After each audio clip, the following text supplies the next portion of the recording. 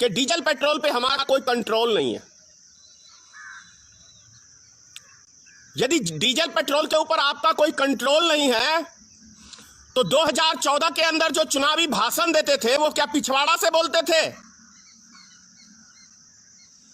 कहां से बोलते थे? नरेंद्र मोदी बोलते थे, अमित शाह बोलते थे, हिंदुस्तान के जितने भी भाजपा के नेता हैं वो एक एक जो कांग्रेस पार्टी का विरोध करते थे, 2 रुपया सिलेंडर पे बढ़ जाता था तो ये सारे रोड पे उतर जाते थे। तो क्या तब पिछवाड़े से हल्ला करते थे या मुंह से बोलते थे? या आज पिछवाड़े से बोलते हो या मुंह से बोलते हो? इस बात की जानकारी दो देश की जनता को कि कहां से बोलते थे। यदि देश का प्रधानमंत्री की जुबान की कोई वैल्यू नहीं है, यदि गृह मंत्री के जुबान की कोई वैल्यू नहीं है तो थू है ऐसे प्रधानमंत्री के ऊपर।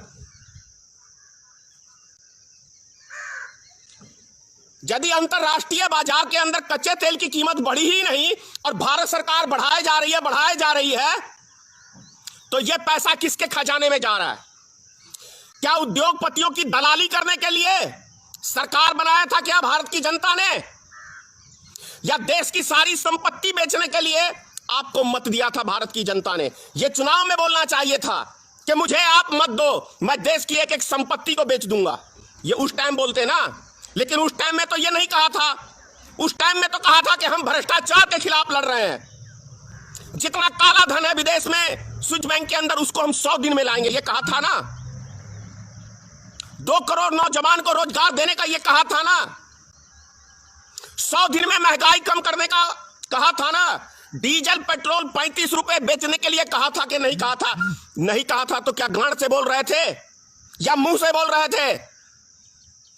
राजनीतिक दृष्टिकोण में यह शब्द कहीं भी किसी भी तरह से सही नहीं है, मैं खुद जानता हूं, लेकिन आज मजबूर कर दिया है भारतीय जनता पार्टी ने इस शब्द को प्रयोग करने के लिए, क्योंकि इनके कार्यकर्ता यही शब्द का प्रयोग करते हैं और इन्हीं की भाषा में अब इनको जवाब देना पड़ेगा देश के एक एक राजनीतिक दल के लोगों को।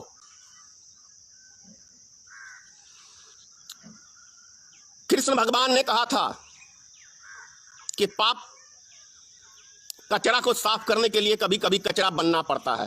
तो भारतीय जनता पार्टी की गंदगी साफ करने के लिए गंदे में थोड़ा कदम रखना पड़ेगा। ये गंदगी है इस देश के, ये गंदगी है भारतीय जनता पार्टी इस देश का। अरे कानून मंत्री होके पेट्रोलियम मंत्री का बयान दे रहे हो, इतनी भी अकल नहीं है। पेट्रोलियम मंत्री क्या कर रहा था? वो भी अफीम की गोली खा के सो रहा था। ये बयान पेट्रोलियम मंत्री को देना चाहिए। और मंत्री क्या चीज के लिए बन गए हो भाई? एयर कंडीशन में सोने के लिए या हिस्सेदारी बांटने के लिए? क्या चीज के मंत्री हो? बोलो। यदि मंत्रियों का कुछ चलता ही नहीं, प्रधानमंत्री का कुछ चलता ही नहीं, तो गद्दी पे क्यों बने हुए हो? यदि भारत सरकार का नियंत्रण किसी चीज के ऊपर है ही नहीं और हर चीज पे भारत सरकार हाथ खड़े करती है तो ऐसे प्रधानमंत्री को 1 सेकंड के लिए बने रहने का कोई अधिकार नहीं है। फैशन करने के लिए प्रधानमंत्री देश की जनता ने नहीं चुना था। जुमलेबाजी करने के लिए देश की जनता ने प्रधानमंत्री को नहीं चुना था। विदेश घूमने के लिए देश की जनता ने प्रधानमंत्री को नहीं चुना था। जब प्रधानमंत्री ने कहा 56 इंच का सीना तो देश की जनता ने सोचा इसके अंदर कुछ दम है, यह कुछ भारत के लिए कर सकता है, यह कुछ देश की जनता के लिए कर सकता है। इसके विश्वासघात करने के लिए प्रधानमंत्री बने हो क्या देश की जनता के साथ? क्या विश्वासघात नहीं किया है देश की जनता के साथ? भारतीय जनता पार्टी के ऊपर क्यों ना मुकदमा हो? देश के प्रधानमंत्री के ऊपर, भारतीय जनता पार्टी के एक एक सदस्य के ऊपर मुकदमा होना चाहिए, क्योंकि इन्होंने छला है 130 करोड़ जनता को। उनका विश्वास छला है, उनका भरोसा तोड़ा है 130 करोड़ जनता का। इसीलिए केस होना चाहिए भारतीय जनता पार्टी के प्रधानमंत्री के ऊपर होना चाहिए, रविशंकर प्रसाद के ऊपर होना चाहिए, क्योंकि यह भी बड़ी बड़ी डींगे मारता था उस टाइम के अंदर। ये एक एक व्यक्तियों के ऊपर होना चाहिए। डीजल पेट्रोल ₹30 अभी बिकना चाहिए, ₹19 बिकना चाहिए भारत के अंदर, जितने अंतरराष्ट्रीय बाजार में तेल की कीमतें कच्चे तेल की गिरी है। और यह है कि दिन प्रतिदिन बढ़ाए जा रहे हैं। कंपटीशन हो गया है डीजल पेट्रोल के अंदर कि कौन शतक मारेगा, डीजल मारेगा या पेट्रोल मारेगा। क्या चीज के ऊपर कंट्रोल है? एक आध चीज का नाम गिनाओगे प्रधानमंत्री जी देश की जनता को? शर्म नहीं आता है इन नेताओं को? बेशर्म की तरह कैसे बैठ जाते हैं टीवी चैनल के ऊपर, डेली आ जाते हैं डिबेट के ऊपर। बेशर्मी का ताज पहन के आए हुए हैं क्या? नहीं संभला देश, आज इस्तीफा दे दो। 7 साल, 7वां साल जा रहा है ना प्रधानमंत्री का। इस 7 साल में प्रधानमंत्री के ऊपर लोग विश्वास नहीं करेंगे, किसी नेता के ऊपर विश्वास नहीं करेंगे। अरे इतना तो क्या कहते हैं, जो कोठे पे बैठी हुई होती है ना, वो भी नहीं बदलती है जितना भारतीय जनता पार्टी के नेता अपने बयान बदलते हैं। उनका भी कोई कैरेक्टर होगा, लेकिन रविशंकर प्रसाद कानून मंत्री, बड़ा कानून मंत्री, इतना तो कैरेक्टर उनका भी नहीं बदलता जितना आपका बदलता है और आपके प्रधानमंत्री का बदलता है। छी छी छी छी, घिना दिया राजनीतिक को, नेताओं के कैरेक्टर को। अरे भाई, हिंदू मुसलमान का दंगा कराने के लिए प्रधानमंत्री को चुना था क्या कि सुबह शाम यही डिबेट करते रहो, हिंदुस्तान पाकिस्तान?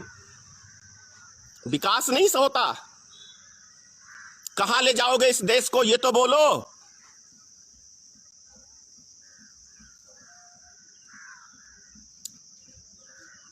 कल बिहार के अंदर 83 आदमियों की बादल का करंट लगने से उनकी मृत्यु हो गई। अफसोसजनक है। बिहार में ठनका कहते हैं। तो प्रधानमंत्री का ट्वीट आता है कि उन्हें दुख है कि बिहार में चुनाव है इसलिए दुख है। अभी जो हजारों आदमी पैदल चल के मर गए, तब तो एक भी ट्वीट नहीं आया प्रधानमंत्री का, क्योंकि उस टाइम वोट की बात नहीं थी ना। चुनाव के लिए जीते हो, चुनाव के लिए मरते हो, चुनाव चुनाव चुनाव चुनाव चुनाव चुनाव। घिना दिया है, क्या कहूं आपसे मैं। इस प्रधानमंत्री की गरिमा ही इसको पता नहीं है कि प्रधानमंत्री के जो एक बार मुख से लफ्ज निकल जाए ना, वो पत्थर की लकीर होती है। वो छिनार मोगी की तरह नहीं होती है कि कभी कुछ बोल दिया, कभी कुछ बोल दिया, कभी कुछ बोल दिया। प्रधानमंत्री की बात में एक ओजन होता है, दम होता है, क्योंकि दुनिया तब उसको विश्वास करती है उसके बात के ऊपर। क्या भारत के प्रधानमंत्री में ओजन है, दम है? वो कह सकता है मीडिया में आके, जो मैंने वचन दिया था देश की जनता को, उसे मैंने पूरा किया। मीडिया से मुंह छुपाए छुपाए क्यों फिरता प्रधानमंत्री?